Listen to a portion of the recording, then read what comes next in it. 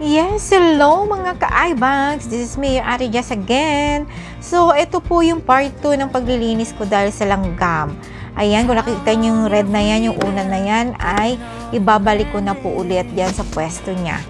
So, samahan nyo po akong maglinis ulit at ibalik lahat ng mga unan na ang bibigat. So, dahil sa langgam na itim. So, dyan lamang po kayo at sinishare ko po to sa inyo para malaman po ng iba na gaano kahirap ang buhay namin dito sa abroad, dito sa Saudi Arabia, lalong-lalo na po dito sa Saudi Arabia. So, lahat po ng mga bagay na hindi namin nagagawa sa Pinas ay nagagawa namin dito sa Saudi Arabia. Ultimo langgam na maliliit, talagang hindi pwede. At pag mayroon nakita, talagang inaalis namin lahat. Kahit na yung mga butiki, hindi pwede. Takot po sila sa mga ganyang insekto. Kasi silyado ang loob ng bahay. So, ayan, inaayos ko muna maigi. Tapos, yung pulang unan or match net, tawag nila dyan eh. Ayan. So, ilalagay ko ulit dito sa palibot. Actually, yung iba niyan, hindi na po pinalagay ng aking amo. So, nilagay na doon sa isang room para doon na lang ilalagay. Kasi dito, pag marami, kasi hindi na maganda tignan at paikot na hanggang doon sa may likod ng Actually, dito natutulog yung amo ko lalaki minsan. Ito yung tanggapan ng mga lalaki. Dito sila nagbabanding yung mga lalaki. Meron din dito sa loob ng bahay, pero bihira. Pag wala hindi talaga special yung occasion, dito dinadala. Pag special naman yung occasion, doon naman sa loob dinadala yung mga lalaki o rajal kung tawagin nila. So, ayan. Kung makikita nyo, maliit lang siya, maliit lang tong pwesto na to, tong room na to, pero lalaki yung yung ambience, so hindi masyadong Pero pag nakita niyo naman dun sa kabila, sobrang ganda naman, masyadong elegante. Ito medyo lang. So, ayun, nakala ng iba, napakasarap ng buhay namin dito, OFW, no? Pero wag kaya, no? Sobrang bibigat, kahit kala mo napakagaan yan, pero sobrang bigat niyan. O, diba? O. Ay, naku, ang buhay nga naman. Kaya kayo, mga mag-a-abroad pa lang, mag-iisip muna kayo 10 beses nyong isipin bago kayo pumasok dito sa Saudi Arabia o kahit saan man sulok ng mundo kayo pumunta. Kailangan baon nyo ay ang tibay ng loob, dasal at napakatyaga at pasensya. Magbaon po kayo ng pasensya. Kasi kung maiksi ang pasensya nyo, hindi kayo magtatagal dito sa larangan ng pagiging isang OFW. Sobrang hirap sobrang ihirap, lalo na dito sa Middle East, sa gitnang silangan. Mas maganda ang pumunta po kayo sa mga lugar na Asia or sa mga Europe, yan, may mga dyan, may mga tawag nito, day off. Kasi dito, bihira po ang may day off. Ako po, sa totoo lang, may day off po ako, pero hindi po ako nakakalabas at nandito lang po ako sa loob ng kwarto. Minsan, pag day off, may day off ka nga, pero pag gusto kang tawagin, tatawagin ka at uutusan ka. Hindi katulad ng pag nag-day off ka talaga na pupunta ka sa labas, mag-i-enjoy ka Mag-i-enjoy ka. Pero pag nandito ka naman, nakakapagpahinga ka. Yun lang ang maganda. Nakakapagpahinga ka, pero minsan, pag yung sarap-sarap ng tulog mo, tapos mag-doorbell yung amo mo, wala din, diba? Parang nagugulantang ka. Kaya much better na mag-apply kayo sa ibang lugar. Huwag po dito sa Saudi Arabia or kahit saan man na Muslim country. Maigi po dito yung may mga pinag-aralan, yung mga professional katulad ng nurse, doctor, yan po yung mga engineer, yan po ang maganda. Magandang pumunta po dito kasi malaki na ang sahod at nakakalabas po sila. Hindi katulad ng mga katulong or kadama, hindi po talaga, bihirang-bihira po talaga makakuha ng amo na may puso at alam nila kung paano mag-ano ng mga katulong nila, nagabayan or gusto nilang pumunta sa labas para mag-day off. Bihirang-bihira po dito. Sa totoo lang, ako napakaswerte ko na rin kasi binibigyan ako ng day off every week. Kaya lang, syempre, hindi ka nga lang ang makakalabas dahil nga nandito lang ako sa loob ng bahay. Yun lang ang kagandahan. So, ayan. Ang haba na ng kwento ko, no? Habang pinapanood nyo ako, sige, magkukwento lang ako na magkukwento. So, actually, ako katulad ko, 4 na taon na ako dito sa amo ko, pero, syempre, may mga ugali din yan. Kahit na matagal, kailangan na pagpasensyahan mo, pagtiisan mo, kasi may mga ugali, yan eh, lalabas at lalabas at lalabas pa rin yan. No? Kahit saan naman eh, lahat naman ng tao may ugali pa rin na lumalabas lalo na paggalit. Kaya kailangan pasensya, tibay ng loob, at yung pasensya mo eh, huwag masyadong talagang ito mo na to, ganon, So, ayan, maayos na.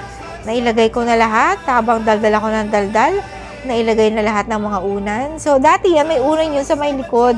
So, tinanggal na nga. Katulad sinabi ko kanina, nilagay na doon sa ibang room. Kasi nga, hindi na masyadong maganda tingnan pag marami ng unan. Kasi patong-patong na siya. So, yun. Sana po ay magbigay ng sa inyo tong aking video na to. Pinapakita lang po dito sa video na to na yung mga mga trabaho dito ay iba-iba.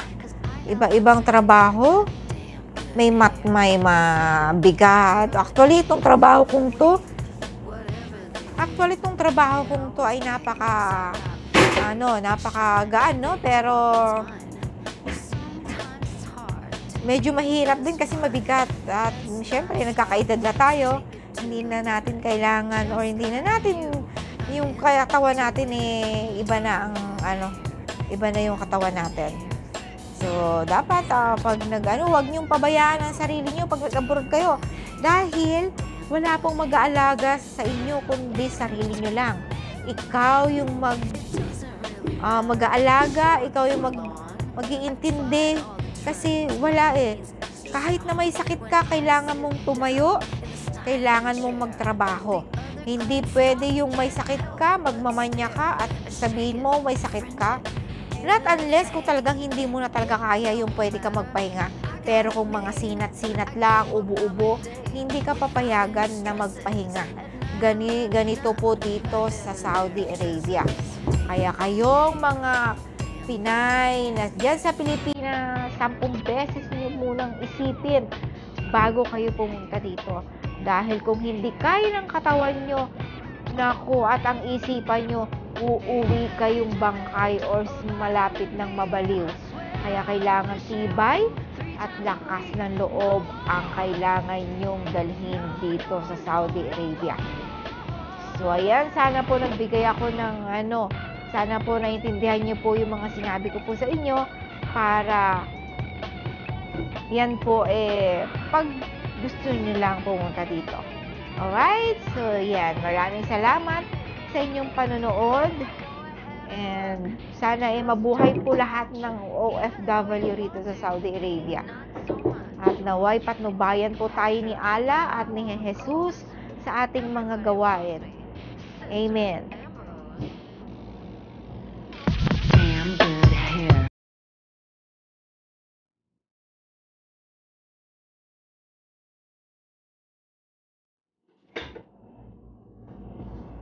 Ayan, salamat. Ayan na, ayos na. Thank you for watching, guys.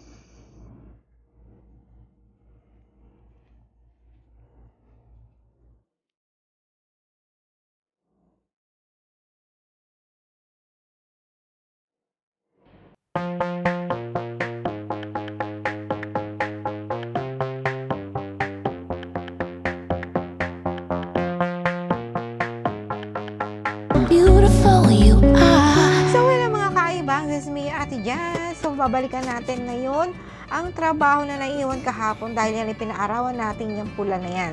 So, ibabalik na natin at ayusin na natin itong duwaniya na ito. So, dyan lamang po kayo at mag-voice over muna po. At mamaya isngarag na naman ang beauty ko dahil sobrang init. Grabe, sobrang init dito. Kahit na may aircon dito sa lugar na to, dito sa room na ito ay nagpapawis ang aking mga singit-singitan. At